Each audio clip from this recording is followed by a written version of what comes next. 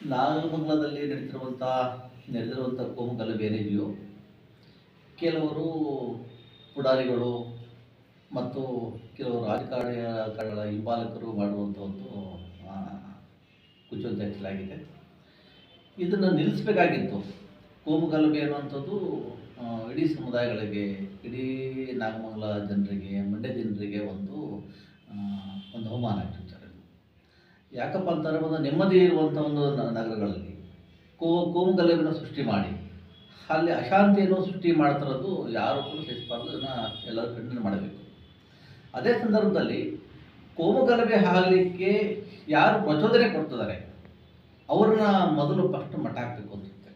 ಏಕೆಂದರೆ ಈ ದೇಶದಲ್ಲಿ ಸಂವಿಧಾನವನ್ನು ಯಾರು ಒಪ್ಪಿಕೊಳ್ಳೋಲ್ಲ, ಯಾರು ಜಾತ್ಯತೀತ ಮನೋಭಾವವನ್ನು ಯಾರು ಒಪ್ಪಿಕೊಳ್ಳೋಲ್ಲ, ಅಂಥ ಶಕ್ತಿಗಳು ಇವತ್ತು ಕೋಮು ಗಲಭೆಗೆ ಹಿಂದೆತ್ಕೊಂಡು ಬೆಂಕಿಗೆ ತುಪ್ಪ ಹಾಕುವ ಕೆಲಸವನ್ನು ಮಾಡ್ತಿದ್ದಾರೆ. ಹಾಗೆ ಕೋಮು ಗಲಭೆ ಆಗಿದೆ, ನಿಲ್ಲಿಸಬೇಕಾಗಿತ್ತು. ಪ್ರತಿಯೊಬ್ಬ ರಾಜಕಾರಣಿಗಳ, ಪ್ರತಿಪಕ್ಷಗಳ ಜವಾಬ್ದಾರಿ, ಪ್ರತಿಯೊಬ್ಬ ಪ್ರಜೆಯ ಜವಾಬ್ದಾರಿ. ಬದಲಿಯಾಗಿ ಬುಲ್ಡೋಜರ್ ಹೊಡೆಸಬೇಕು ಮಾತಾಡ್ತಾರೆ, ಅಥವಾ ಒಂದು ಸಮುದಾಯದ ಗುರಿಯಾಗಿ ಇಟ್ಕೊಂಡು ಮಾತಾಡ್ತಾರೆ. ಇದು ಸಂವಿಧಾನಕ್ಕೆ ಮಾಡುವಂಥ ಅಪಚಾರ.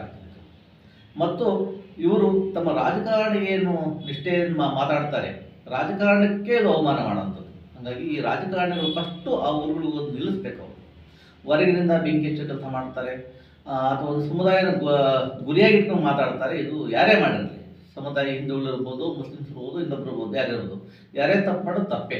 ಅದು ಕಾನೂನು ಕ್ರಮ ತಗೊಳ್ತಾರೆ. ಆದರೆ ಇವರು ವಿರೋಧ ಪಕ್ಷದ ನಾಯಕರಿರ್ಬೋದು, ಅಥವಾ ಇಲ್ಲಿನ ಸ್ಥಳೀಯ MP ಇರ್ಬೋದು, ಇವರೆಲ್ಲ ಮಾತಾಡ್ತಿರೋದು ಸರಿಯಲ್ಲ. ಇದನ್ನು ಫಸ್ಟ್ ನಿಲ್ಲಿಸ್ಬೇಕು ಅವರು. ಇದು ನಾಗಮಂಗಲಿಗಾಗಿರುವಂಥ ಅನಾಹುತ ಬೇರೆ ನಗರಗಳಿಗೆ ಆಗಬಾರ್ದು. ಬೇರೆ ಊರುಗಳಿಗಾದರೆ ಅದಕ್ಕೆ ಹೊಣೆ ಇವರೇ ಆಗಿರ್ತಾರೆ. ಹಾಗಾಗಿ ಯಾವುದೇ ಕಾರಣಕ್ಕೂ ನಾಡಿನ, ರಾಜ್ಯದ ಜನ ಶಾಂತಿ ಪ್ರಿಯರು, ಮತ್ತು ಮಂಡ್ಯದ ಜನ ಕೂಡ ಕೋಮು ಗಲಭೆಯನ್ನು ಇನ್ನೂ ನೋಡಿಲ್ಲ. ಆದರೆ ಇವರು ದುರದೃಷ್ಟವಶಾತ್ ಅಲ್ಲಿ ಒಂದು ಕೋಮು ಗಲಭೆ ಸೃಷ್ಟಿಯಾಗಿದೆ. ಅದು ತಿಳಿಗೊಳಿಸಬೇಕಾಗಿದ್ದು, ಅದನ್ನು ತಡೆಗಟ್ಟಬೇಕಾಗಿದ್ದು ನಮ್ಮೆಲ್ಲರ ಜವಾಬ್ದಾರಿಯಾಗಿದೆ. ಹಾಗಾಗಿ ನಾಗಮಂಗಲದ ಜನ ಶಾಂತಿ ಪ್ರಿಯರನ್ನು ಕಾಪಾಡಬೇಕು, ಮತ್ತು ರಾಜಕಾರಣಿಗಳ ಅವರ ಮಾತಿಗೆ ಯಾವುದು ಬೆಲೆ ಕೊಡದಂಗೆ ಜನ ವಾಸ ಮಾಡುವಂಥದ್ದು, ಶಾಂತಿಯಿಂದ ಬದುಕಬೇಕಾಗಿದೆ. ಪ್ರತಿನಿತ್ಯನೂ ಒಬ್ರಿಗೊಬ್ರು ನೋಡಬೇಕಾಗಿದೆ. ಶ್ರಮಜೀವಿಗಳಿದ್ದಾರೆ. ಒಂದು ದಿನ ಬಂದಾದರೆ ಅದು ಲಕ್ಷಾಂತರ ಕೋಟ್ಯಾಂತರ ರೂಪಾಯಿ ಅನಾಹುತ ಆಗುತ್ತೆ. ಯಾವುದೇ ಕಾರಣಕ್ಕೂ ಈ ರೀತಿ ಮಾಡಿಕೊಳ್ಳದೆ ಈ ಅನಾಹುತದಿಂದ ನಾವು ದೂರ ಇರೋಣ, ಶಾಂತಿಯನ್ನು ಕಾಪಾಡೋಣ, ಮತ್ತು ಸಂವಿಧಾನ ಮತ್ತು ಪ್ರಜಾಪ್ರಭುತ್ವದ ಮೌಲ್ಯಗಳನ್ನು ಎತ್ತಿ ಹಿಡಿಯೋಣ. ಯಾವುದೇ ಕಾರಣಕ್ಕೂ ಪ್ರಚೋದನೆಗೆ ಒಳಗಾಗದೆ ನಾವು ಶಾಂತಿಯನ್ನು ಕಾಪಾಡಿಕೊಂಡು ಮಾಡಬೇಕು ಅಂತೇಳಿ ಈ ಮೂಲಕ ಮನವಿಯನ್ನು ಮಾಡ್ಕೊಳ್ತೀನಿ. ಕುಮಾರ ಸಮತಳ ಭೂಮಿ ಮತ್ತು ವಸತಿ ಹಕ್ಕು ವಂಚಿತರ ಹೋರಾಟ ಸಮಿತಿ.